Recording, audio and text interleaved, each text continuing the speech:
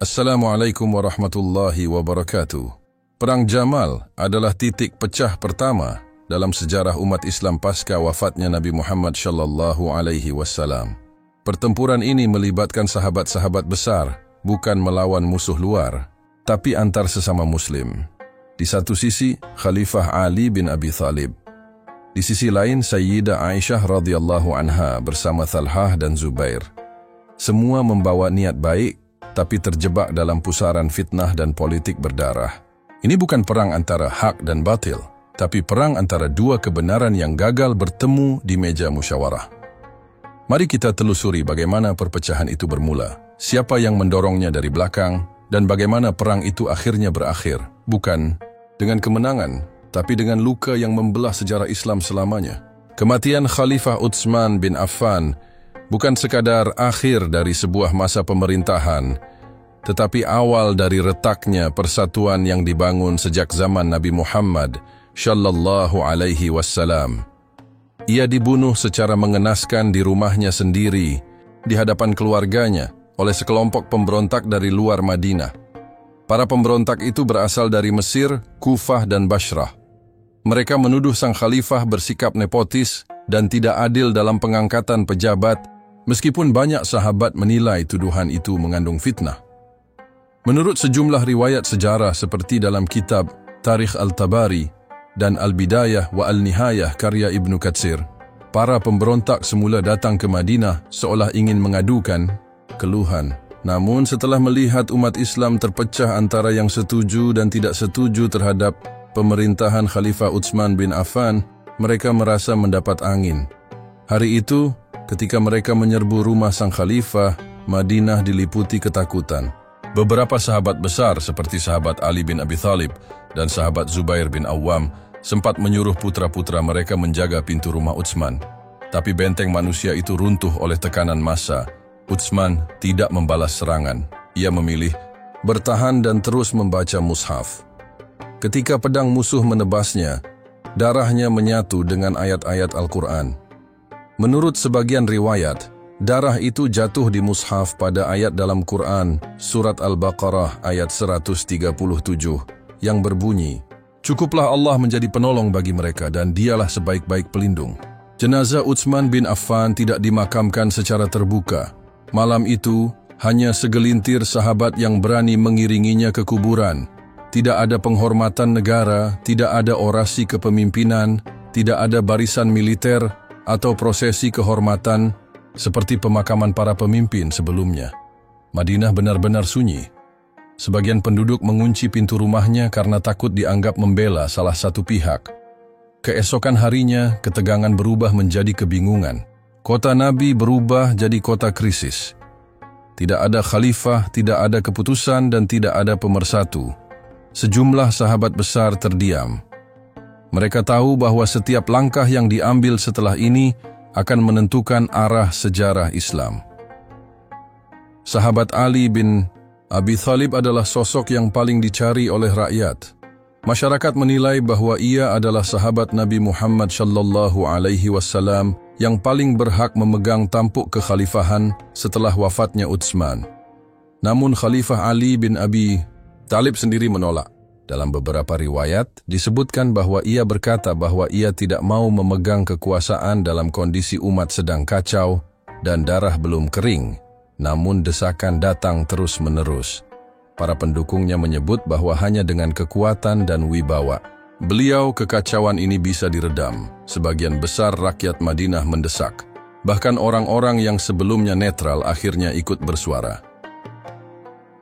Menurut catatan dalam kitab Tarikh Khalifah karya Ibnu Qutaibah, Khalifah Ali bin Abi Thalib akhirnya menerima baiat secara terbuka di Masjid Nabawi, tetapi itu pun bukan karena ambisi pribadi. Ia menegaskan bahwa jika ada orang lain yang lebih sanggup mengemban amanah ini, ia siap mundur. Pelantikan itu terjadi tanpa pesta, tanpa spanduk, tanpa keramaian. Hanya suara takbir dan isak tangis para sahabat yang merindukan kedamaian. Tapi, di balik itu, benih perpecahan mulai tumbuh. Pendukung Utsman bin Affan merasa bahwa proses baiat ini terlalu tergesa-gesa. Mereka beranggapan bahwa pembunuh Utsman belum dihukum, tapi kekuasaan sudah berpindah tangan. Sebaliknya, pendukung Khalifah Ali bin Abi Thalib berpendapat bahwa stabilitas negara harus segera dipulihkan, dan itu hanya bisa dilakukan bila umat memiliki pemimpin secepatnya. Setelah Khalifah Ali bin Abi Thalib menerima baiat di Madinah, situasi politik belum menunjukkan tanda-tanda pulih. Kekhalifahan yang baru berjalan belum memiliki pijakan kuat, sebab para pemberontak yang terlibat dalam pembunuhan Khalifah Utsman bin Affan masih berkeliaran bebas. Mereka ada yang menyusup ke barisan pendukung Khalifah Ali bin Abi Thalib, ada pula yang kembali ke daerah asal mereka membawa berita setengah benar dan penuh hasutan. Khalifah Ali bin Abi Thalib menyadari betapa rapuhnya kondisi negara. Bila ia bertindak gegabah menghukum para pembunuh Utsman tanpa proses hukum yang sah dan tanpa stabilitas politik, maka kekacauan bisa makin melebar. Sebagian besar ulama sejarah seperti Imam Ibn Taymiyah dan Imam Al-Zahabi menjelaskan bahwa pilihan Khalifah Ali bin Abi Thalib untuk menunda penegakan hukum terhadap para pembunuh adalah sikap kenegaraan yang bijaksana, bukan bentuk pembiaran. Namun, waktu tidak berpihak. Di Mekah, suara lain mulai menggema. Sayyidah Aisyah radhiyallahu anha, yang sebelumnya memilih untuk tinggal di Mekah setelah menunaikan haji, merasa terpanggil untuk menyuarakan keadilan atas kematian Khalifah Utsman. Ia keluar dari masa diamnya dan mulai mengajak umat Islam untuk bangkit menuntut penegakan hukum. Bersama dua sahabat besar yang dikenal sebagai 10 orang yang dijamin masuk surga, yaitu Talhah bin Ubaidillah dan Zubair bin Awam, Sayyidah Aisyah radhiyallahu anha menyusun langkah. Mereka sepakat bahwa pembunuh Khalifah Utsman tidak boleh dibiarkan bebas. Mereka menilai bahwa umat Islam butuh simbol untuk menuntut keadilan, dan itulah yang mereka ambil sebagai jalan perjuangan. Namun tidak semua pihak menafsirkan gerakan ini secara murni sebagai upaya menuntut keadilan. Sebagian ulama seperti Imam Al-Tabari dan Ibnu Katsir menulis bahwa sebagian rakyat menilai langkah Sayyidah Aisyah radhiyallahu anha dan kedua sahabat itu syarat muatan politik. Mereka dianggap tergesa-gesa dan tidak sabar menunggu proses hukum dari pemerintahan yang sah. Rombongan dari Mekah itu menuju Bashrah, sebuah kota penting di wilayah Irak yang strategis dan memiliki kekuatan militer cukup besar. Bashrah kala itu menjadi titik panas yang mudah dipengaruhi karena banyaknya penduduk yang belum mantap mendukung Khalifah Ali bin Abi Thalib. Ketika pasukan Sayyidah Aisyah radhiyallahu anha memasuki kota itu, mereka tidak disambut sebagai pemberontak. Sebaliknya, mereka disambut oleh sebagian masyarakat dengan harapan akan adanya penegakan hukum dan keadilan. Namun kedatangan mereka juga memicu konflik internal di Bashrah. Gubernur setempat yang masih loyal kepada Khalifah Ali bin Abi Thalib berusaha meredam gejolak. Ia mengajak berdialog, namun kelompok Sayyidah Aisyah radhiyallahu anha tetap melanjutkan langkah mereka. Sebagian riwayat menyebutkan bahwa pada tahap awal tidak ada niat perang, hanya penyampaian aspirasi dan pembentukan basis kekuatan moral. Tapi realita di lapangan tidak sesederhana itu. Beberapa provokator dari kelompok pembunuh Utsman menyusup ke antara barisan pendukung dan penentang. Mereka mulai menyebarkan fitnah, mengadu domba, dan memancing perpecahan. Dalam catatan sejarah, kelompok inilah yang nantinya akan memainkan peran besar dalam meledakkan perang. Mereka merasa terancam jika umat Islam bersatu dan menyerukan keadilan, sebab mereka akan menjadi pihak pertama yang dituntut. Maka satu-satunya cara untuk selamat adalah membuat umat Islam saling serang. Di sisi lain, Khalifah Ali bin Abi Thalib terus memantau pergerakan ini dari Madinah. Ia mengutus beberapa delegasi untuk mengklarifikasi niat Sayyidah Aisyah radhiyallahu anha dan dua sahabat tersebut. Utusan itu membawa pesan damai dan ajakan untuk menunggu proses hukum secara resmi. Namun ketegangan sudah terlalu tinggi. Dari sisi psikologis, banyak umat Islam saat itu yang mengalami gejolak batin. Mereka mencintai Sayyidah Aisyah radhiyallahu anha sebagai ibu kaum mukminin. Mereka juga menghormati Talhah dan Zubair sebagai pahlawan Islam. Namun mereka juga tahu bahwa Khalifah Ali bin Abi Thalib adalah pemimpin sah dan menantu Nabi Muhammad sallallahu alaihi wasallam yang punya hak untuk mengatur negara. Pertentangan ini tidak seperti perang antara kebenaran dan kebatilan. Ini adalah benturan antara dua pandangan yang sama-sama ingin kebaikan, tetapi dengan cara yang berbeda. Sayyidah Aisyah radhiyallahu anha dan para sahabat ingin keadilan segera, agar darah Khalifah Utsman bin Affan tidak sia-sia. Sementara Khalifah Ali bin Abi Thalib ingin hukum ditegakkan dalam keadaan tenang dan tidak menimbulkan kekacauan baru. Perjalanan menuju Bashrah bukan hanya perjalanan politik, tapi juga perjalanan batin yang dalam. Sayyidah Aisyah radhiyallahu anha menaiki unta putihnya yang terkenal tegap dan kuat, dikawal oleh pasukan yang mengiringi dengan semangat menegakkan amar ma'ruf nahi mungkar. Padang gersang yang mereka lewati membentang luas, seolah menjadi saksi bisu pertarungan batin para tokoh besar umat Islam yang kini melangkah dalam arah yang berbeda dari sejarah awal Islam yang damai. Sayyidah Aisyah radhiyallahu anha membawa semangat menuntut keadilan atas terbunuhnya Khalifah Utsman bin Affan. Ia tidak sedang membawa ambisi kekuasaan. Ia tidak menginginkan tampuk pemerintahan. Ia hanya ingin mereka yang mengotori darah pemimpin umat bertanggung jawab di hadapan hukum. Namun dalam setiap langkah unta yang membawanya, kenangan akan Nabi Muhammad sallallahu alaihi wasallam muncul dalam benaknya. Dalam beberapa catatan sejarah seperti dalam kitab Al-Bidayah wa Al-Nihayah karya Ibnu Katsir, disebutkan bahwa Sayyidah Aisyah radhiyallahu anha kerap meneteskan air mata dalam perjalanan itu. Ia mengenang hari-hari bersama Nabi Muhammad sallallahu alaihi wasallam, mengenang nasihat beliau tentang pentingnya persatuan umat.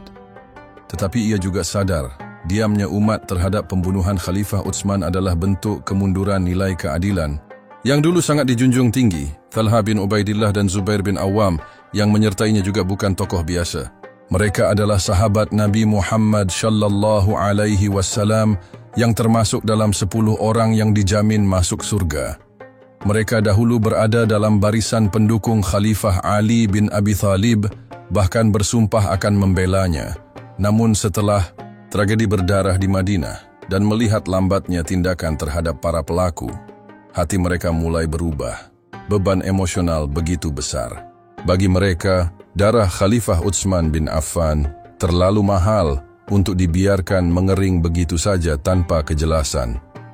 Mereka melihat ke arah Khalifah Ali bin Abi Thalib sebagai pemimpin yang sah, namun juga sebagai seseorang yang dikelilingi para pembunuh Utsman.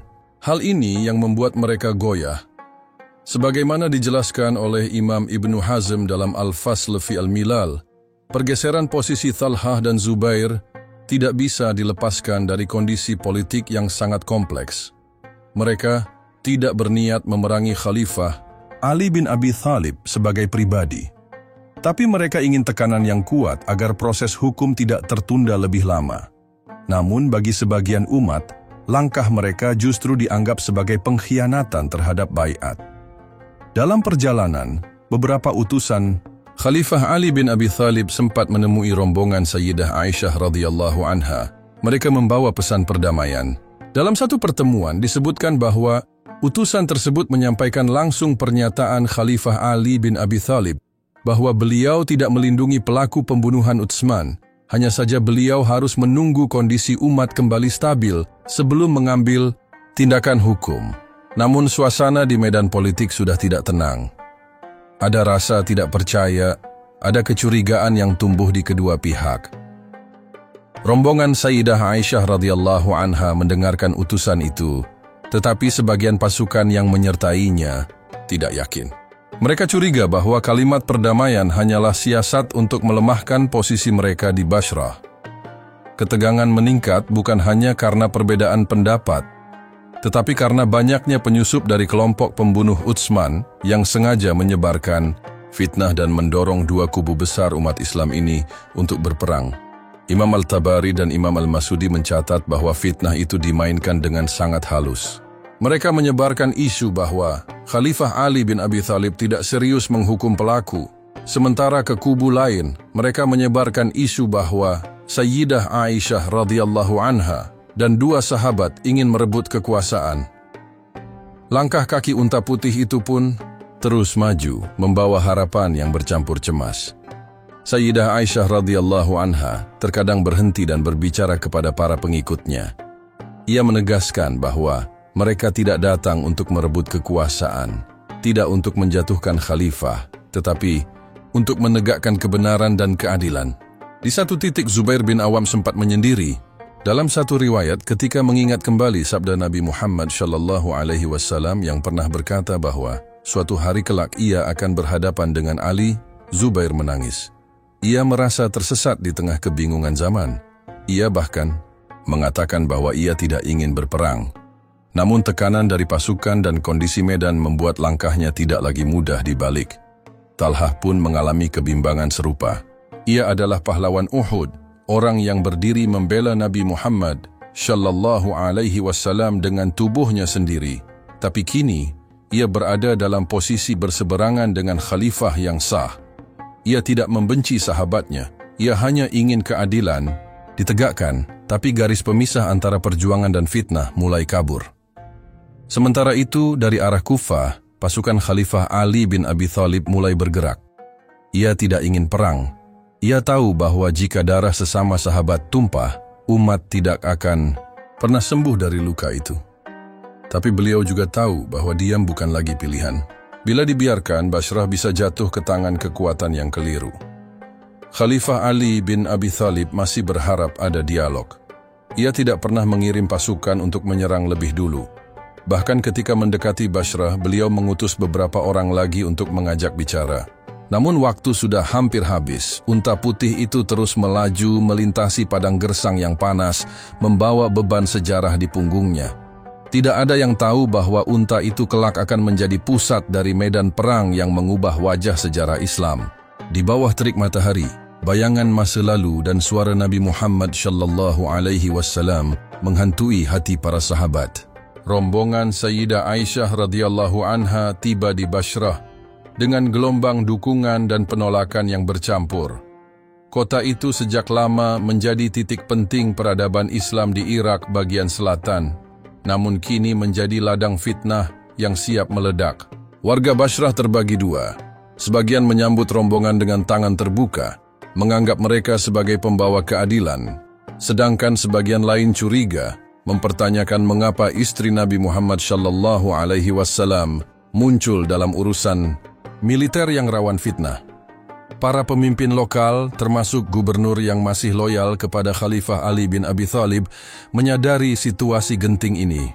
Mereka tidak menolak berdialog, namun juga tak bisa membiarkan sekelompok pasukan bersenjata masuk kota tanpa kejelasan status. Dalam beberapa catatan sejarah seperti Tarikh Al-Tabari dan Tarikh Khalifah Ibnu Qutaibah, disebutkan bahwa para utusan gubernur menawarkan ruang diskusi kepada rombongan Sayyidah Aisyah radhiyallahu anha. Namun suasana lapangan tidak mendukung. Pasukan yang ikut dalam rombongan ini bukanlah pasukan tunggal dengan satu komando. Sebagian besar adalah sukarelawan yang bergabung karena emosi, bukan karena struktur. Di dalamnya terselip orang-orang yang memiliki kepentingan politik, dendam pribadi, bahkan penyusup dari kelompok pembunuh Khalifah Utsman bin Affan yang menyamar dan menebar racun. Puncak dari kekacauan ini meletus di pasar Bashrah. Sekelompok kecil pendukung Khalifah Ali bin Abi Thalib yang tinggal di kota itu menjadi sasaran serangan sepihak. Mereka dibantai secara keji, tidak melalui pengadilan, tidak ada kesempatan membela diri. Peristiwa itu terjadi tiba-tiba dan sebagian besar pelakunya adalah orang-orang luar Bashrah yang mengaku bertindak atas nama keadilan. Sayyidah Aisyah radhiyallahu anha ketika mendengar pembantaian itu terkejut dan marah. Ia langsung memanggil para pemimpin pasukannya dan menegaskan bahwa tujuan mereka bukan untuk menumpahkan darah orang Islam. Dalam catatan Imam Ibnu Katsir, beliau menyatakan bahwa kejadian itu bukan perintahnya dan ia mengutuk siapapun yang melakukannya. Namun peristiwa telah terjadi. Darah pertama telah tumpah. Pasar yang semula ramai menjadi sunyi. Warga Bashrah kini semakin takut. Kekacauan ini menunjukkan bahwa keberadaan pasukan dari luar bisa berubah menjadi bencana. Sebagian tokoh lokal mulai mempertimbangkan untuk kembali berpihak pada Khalifah Ali bin Abi Thalib. karena mereka melihat potensi perang saudara semakin nyata. Sementara itu, kabar pembantaian di pasar Bashrah sampai ke telinga Khalifah Ali bin Abi Thalib di Kufah. Ia tidak tinggal diam. Kekacauan itu menjadi alasan kuat baginya untuk segera turun tangan. Ia mengumpulkan pasukannya bukan untuk menyerang Sayyidah Aisyah radhiyallahu anha, tapi untuk meredam kekacauan agar tidak menyebar ke kota lain. Pasukan yang dikumpulkan Khalifah Ali bin Abi Thalib mencapai 10.000 orang. Mereka terdiri dari para sahabat, tokoh-tokoh Kufah, dan orang-orang yang masih percaya bahwa persatuan umat harus ditegakkan sebelum darah sesama muslim mengalir lebih banyak. Dalam perjalanannya ke Bashrah, Khalifah Ali bin Abi Thalib tetap mengirim utusan ke pihak lawan. Ia ingin memastikan bahwa masih ada ruang untuk berdialog. Ia berharap Sayyidah Aisyah radhiyallahu anha, Talhah bin Ubaidillah, dan Zubair bin Awam bersedia duduk bersama untuk menyelesaikan perbedaan. Namun suasana sudah tidak semudah itu. Sebagian pengikut Sayyidah Aisyah radhiyallahu anha menganggap bahwa kedatangan pasukan dari Kufah adalah ancaman langsung. Mereka mengangkat senjata, memperkuat posisi, dan bersiap untuk konfrontasi. Ketakutan dan kecurigaan telah mengalahkan akal sehat. Pasar Bashrah menjadi simbol betapa cepatnya konflik bisa meledak. Satu insiden tanpa komando bisa mengubah jalan sejarah. Pembantaian di pasar menjadi titik balik karena setelah itu tak ada lagi kepercayaan antara dua kubu besar itu. Semua merasa benar, semua merasa terancam, dan semua siap bertempur untuk membuktikan keyakinannya. Sayyidah Aisyah radhiyallahu anha yang semula datang dengan semangat amar, ma'ruf nahi mungkar, kini terjebak dalam situasi yang rumit. Ia tidak bisa mundur begitu saja karena ribuan orang telah menggantungkan harapan padanya. Namun ia juga sadar bila perang benar-benar pecah, umat Islam tidak akan pernah pulih dalam waktu dekat. Khalifah Ali bin Abi Thalib yang dikenal berhati lembut dan penuh pertimbangan tidak ingin melihat Madinah menjadi contoh kehancuran. Ia tahu bahwa setiap darah yang tumpah di Bashrah akan menjadi beban sejarah. Namun beliau juga tahu sebagai khalifah, ia tidak bisa membiarkan kota itu jatuh ke tangan kekacauan. Sejarah Islam belum pernah menyaksikan konflik seperti ini. Para sahabat Nabi Muhammad sallallahu alaihi wasallam yang dulu saling membela di medan Uhud dan Badar, kini berada dalam posisi saling curiga. Kedatangan pasukan Khalifah Ali bin Abi Thalib di pinggiran Bashrah tidak disambut dengan perang langsung. Sebaliknya, beliau memilih langkah damai. Tujuan utama beliau adalah meredam pertumpahan darah, bukan memperbesar api fitnah yang sudah menyala. Sesampainya di dekat Padang Jamal, beliau memerintahkan pasukannya untuk tidak menyerang lebih dulu dan mulai mengutus beberapa sahabat untuk berdialog dengan pihak Sayyidah Aisyah radhiyallahu anha. Malam itu, dua kubu besar Islam berada hanya beberapa langkah dari satu sama lain. Tapi niat awal sebagian besar pemimpin di kedua belah pihak tidaklah perang.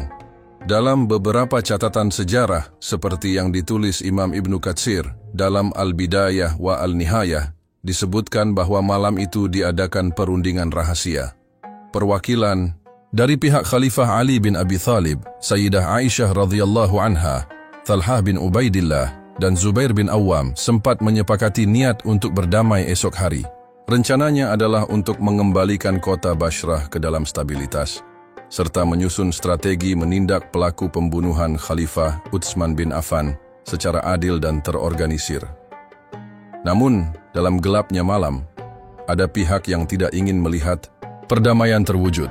Kelompok pembunuh Khalifah Utsman yang telah menyusup dalam kedua kubu menyadari bahwa bila dua pasukan ini berdamai, maka merekalah yang akan menjadi sasaran pertama. Mereka tidak bisa membiarkan itu terjadi. Maka dirancanglah sebuah serangan palsu yang dilakukan secara diam-diam saat subuh menjelang. Waktu fajar saat sebagian besar pasukan masih dalam posisi istirahat dan peralatan belum lengkap, panah-panah dilepaskan. Suara teriakan dan denting senjata mengoyak kesunyian Padang Jamal. Para prajurit yang belum tahu siapa yang menyerang langsung mengira serangan berasal dari lawan. Reaksi spontan pun terjadi. Barisan Sayyidah Aisyah radhiyallahu anha terpancing lalu membalas. Pasukan Khalifah Ali bin Abi Thalib juga ikut bergerak. Dalam sekejap, perjanjian damai yang hampir terwujud berubah menjadi perang terbuka. Padang Jamal pun menjadi medan pertempuran yang berdarah. Debu gurun bercampur dengan darah para sahabat. Sayyidah Aisyah radhiyallahu anha tetap berada di atas unta putihnya yang tinggi dan mencolok. Dari arah manapun, unta itu terlihat jelas, menjadikan posisinya sebagai pusat komando. Ia tidak membawa senjata, hanya semangat dan suara untuk menyemangati pasukan. Namun karena unta itulah pertempuran menjadi semakin sengit, unta putih itu berubah menjadi simbol. Setiap orang yang mencoba mendekat untuk melindungi Sayyidah Aisyah radhiyallahu anha akan diserang dari segala arah. Mereka yang berusaha menjatuhkan unta itu pun diserang balik oleh barisan lawan. Dalam waktu singkat, medan perang berkonsentrasi di sekitar unta tersebut. Para penjaga Sayyidah Aisyah radhiyallahu anha mati satu persatu di bawah kaki unta atau karena tusukan tombak dan panah. Sementara itu, Zubair bin Awam mengalami kegelisahan luar biasa. Sebelum perang benar-benar pecah, ia sempat bertemu langsung dengan Khalifah Ali bin Abi Thalib.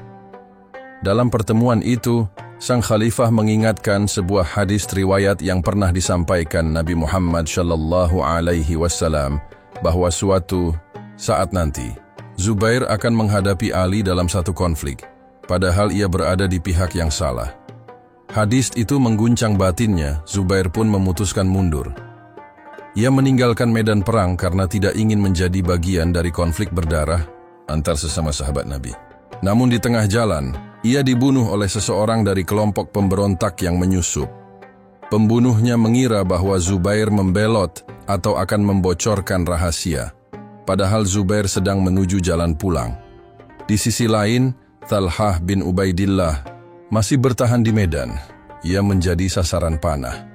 Ironisnya, panah yang mengenainya bukan berasal dari pihak lawan, tetapi dari salah satu orang di barisannya sendiri yang termakan fitnah bahwa Talhah hendak berkhianat.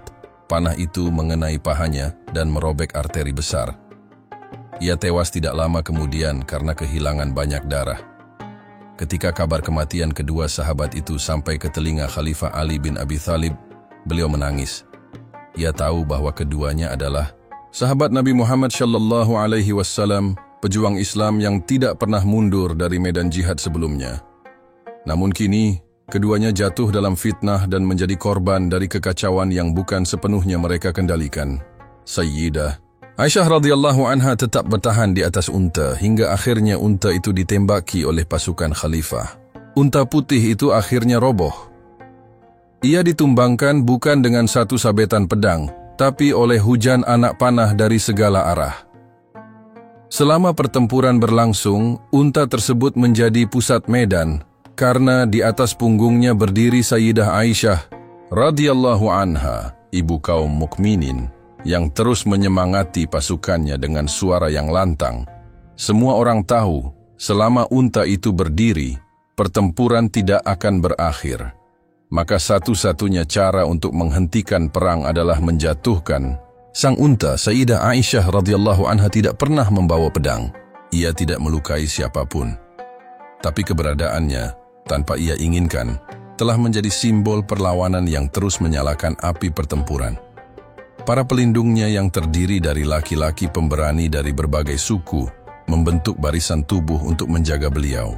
Mereka tahu bahwa jika unta itu jatuh, nyawa Sayyidah Aisyah radhiyallahu anha akan terancam. Satu persatu pelindungnya gugur. Tubuh-tubuh mereka menumpuk di sekeliling unta. Mereka mati bukan demi ambisi politik, tetapi karena keyakinan bahwa mereka sedang menjaga kehormatan istri Nabi Muhammad sallallahu alaihi wasallam. Ketika unta itu akhirnya tak kuat menahan beban dan luka, ia ambruk ke tanah.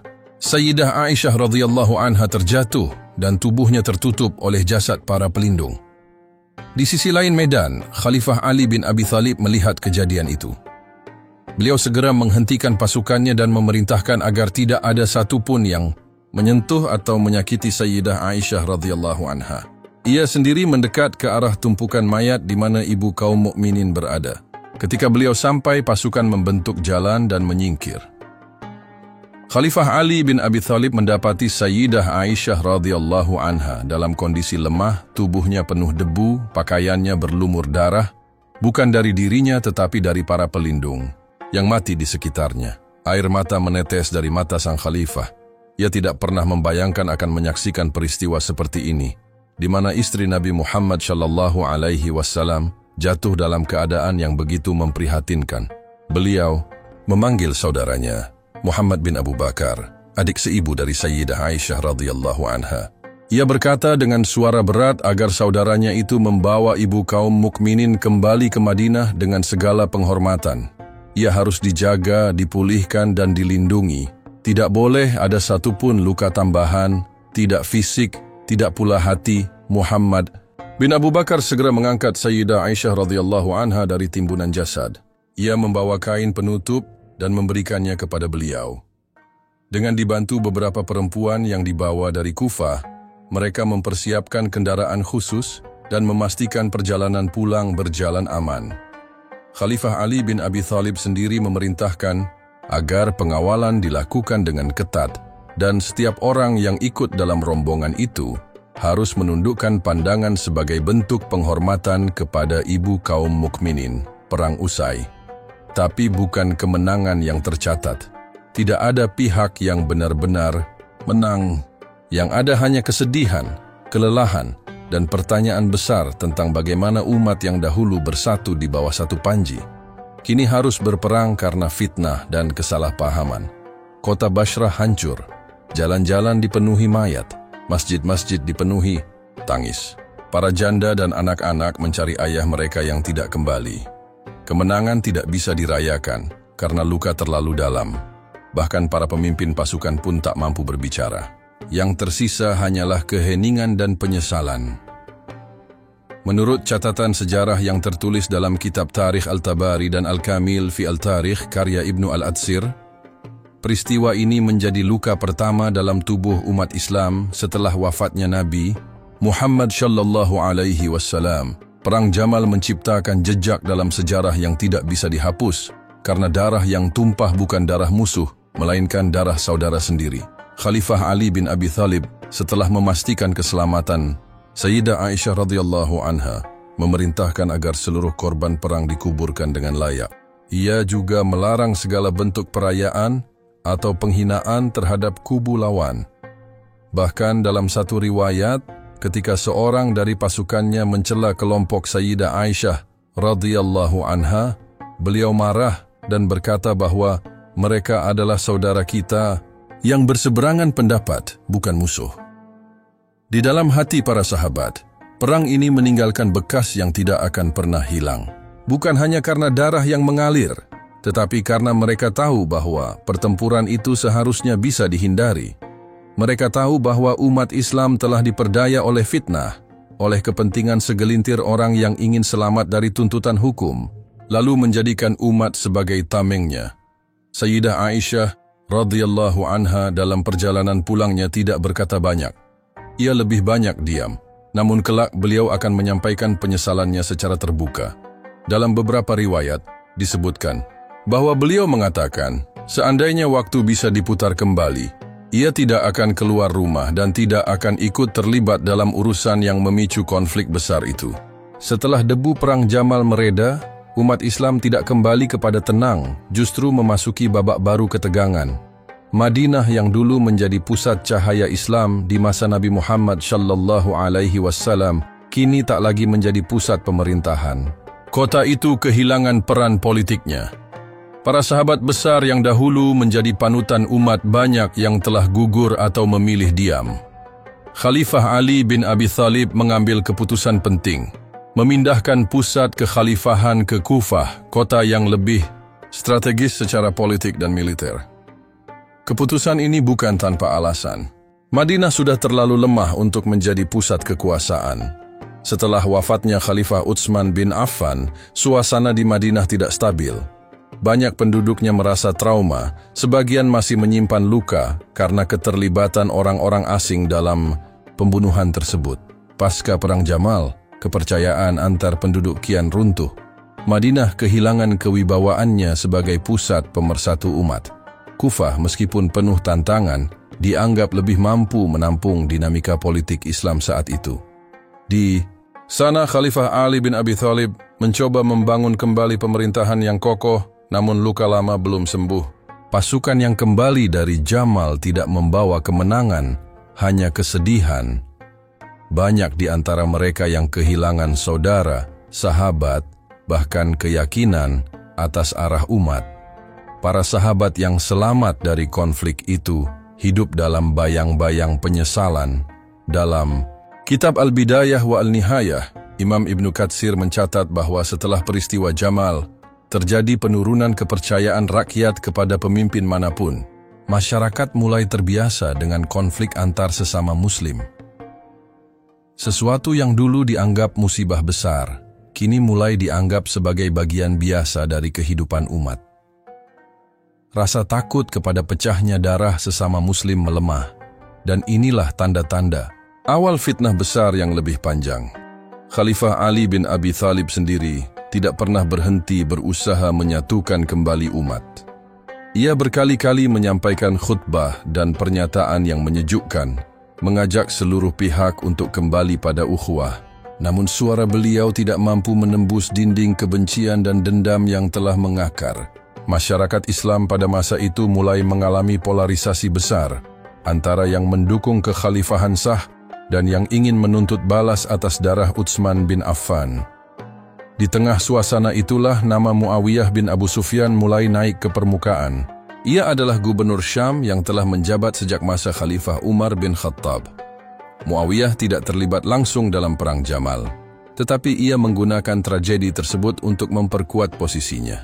Ia mengangkat bendera, menuntut balas atas pembunuhan Khalifah Utsman bin Affan yang masih memiliki hubungan keluarga dengannya. Banyak sejarawan menyebut langkah Muawiyah bukan sekadar penuntutan keadilan, tetapi juga manuver politik untuk mempertahankan kekuasaan di Syam. Ia menolak memberikan baiat kepada Khalifah Ali bin Abi Thalib sebelum pelaku pembunuhan Utsman dihukum. Tapi di balik tuntutan itu, tersembunyi kekhawatiran bahwa bila ia memberi baiat, kekuasaannya di Syam bisa diambil alih oleh pusat. Para pembunuh Utsman melihat ini sebagai peluang. Mereka tahu bahwa selama umat Islam terus bertikai, mereka bisa tetap bersembunyi dan aman dari hukuman. Maka mereka menyusup ke lingkungan Muawiyah dan membisikkan narasi-narasi yang menambah api kebencian terhadap pemerintahan Khalifah Ali bin Abi Thalib.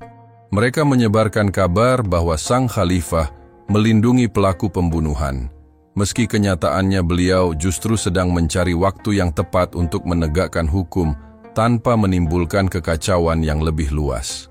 Dari sinilah gelombang fitnah baru mulai menggeliat. Kota demi kota mulai mempertanyakan kembali legitimasi kekhalifahan. Pasukan-pasukan bayangan bermunculan, menyebar isu dan menulis ulang sejarah dengan sudut pandang yang memecah belah. Umat tidak tahu harus mempercayai siapa. Di satu sisi, Khalifah Ali bin Abi Thalib adalah sahabat yang dekat dengan Nabi Muhammad sallallahu alaihi wasallam, pemilik ilmu dan kejujuran. Di sisi lain, Muawiyah membawa bendera keadilan dan semangat balas dendam atas sahabat yang dibunuh.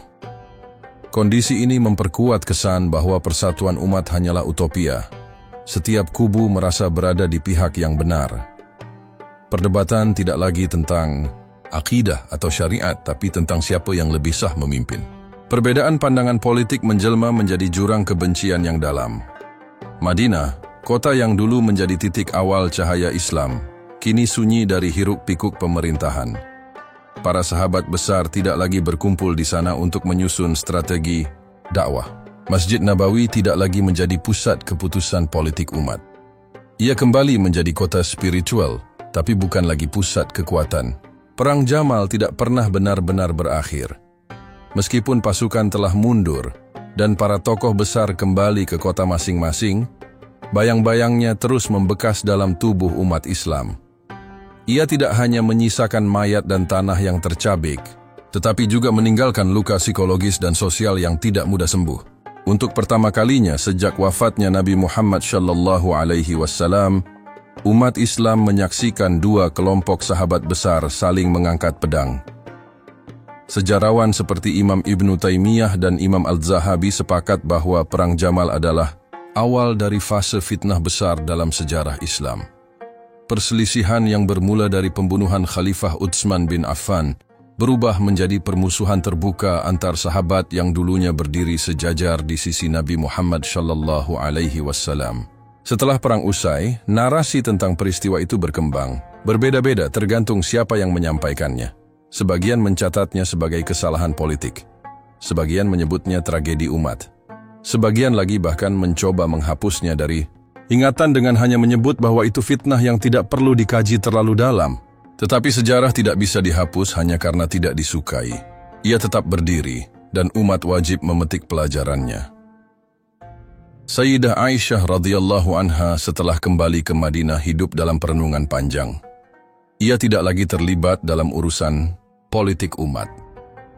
Dalam riwayat yang dicatat oleh Imam Al-Zuhri dan dikutip oleh banyak ahli sejarah, beliau mengungkapkan penyesalannya yang dalam.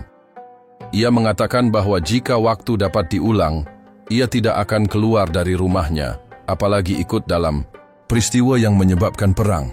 Ia tetap menjadi ibu kaum mukminin, dihormati oleh umat, namun tidak pernah benar-benar bisa melupakan luka yang telah terjadi.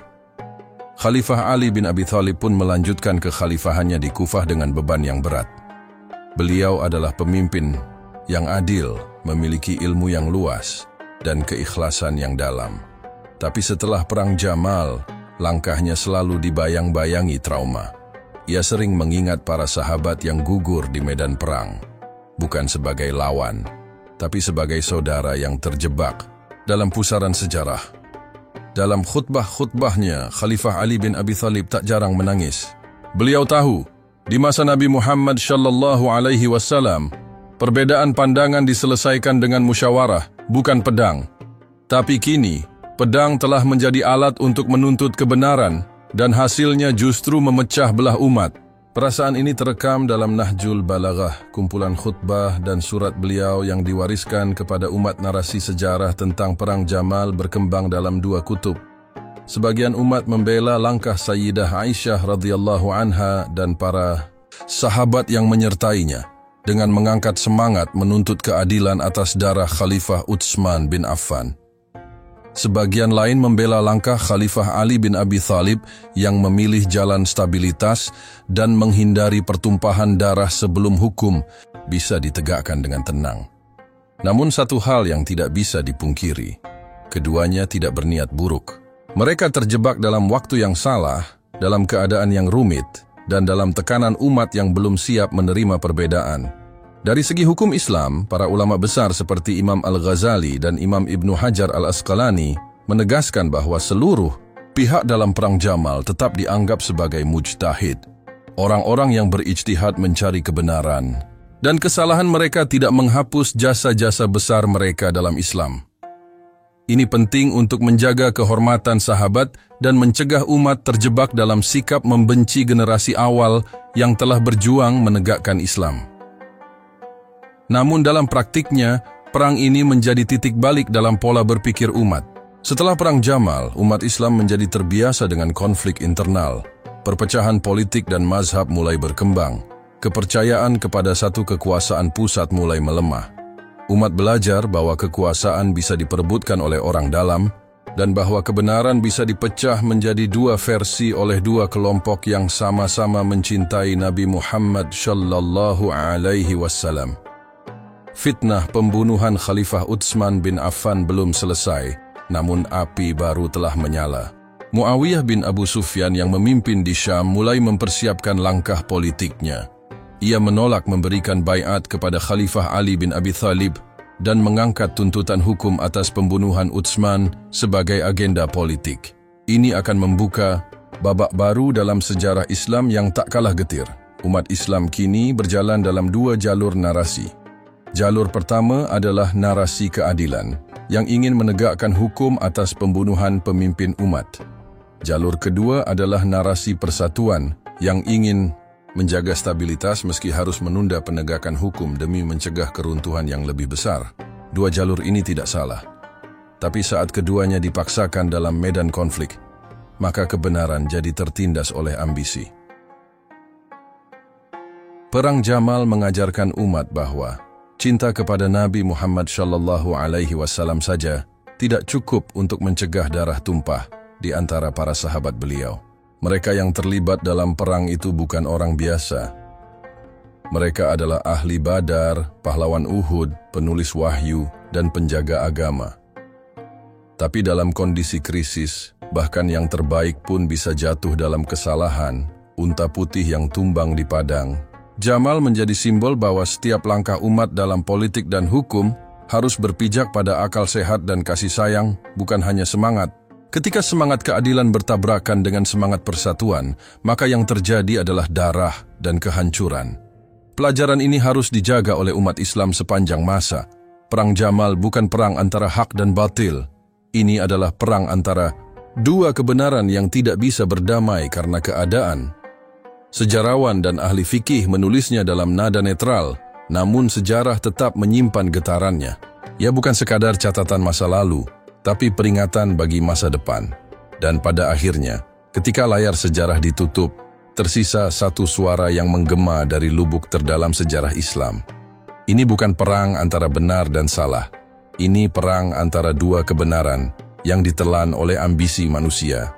Perang Jamal bukan untuk disesali tanpa hikmah, tapi untuk dipelajari agar umat hari ini tidak jatuh di lubang yang sama. Dari para sahabat, kita belajar bahwa niat baik tetap butuh kehati-hatian dan bahwa perpecahan sesama muslim selalu berakhir dengan kerugian. Ambillah sisi positifnya. Jaga lisan, hindari fitnah, dan utamakan musyawarah di atas emosi. Jika kisah ini memberi makna untukmu, bantu sebarkan agar semakin banyak yang mengambil pelajaran. Bersama Lauhul Mahfudz, kita kaji sejarah Islam dengan jernih dan adil, bukan untuk menghakimi, tapi untuk memperkuat iman dan ukhuwah. Wassalamualaikum warahmatullahi wabarakatuh.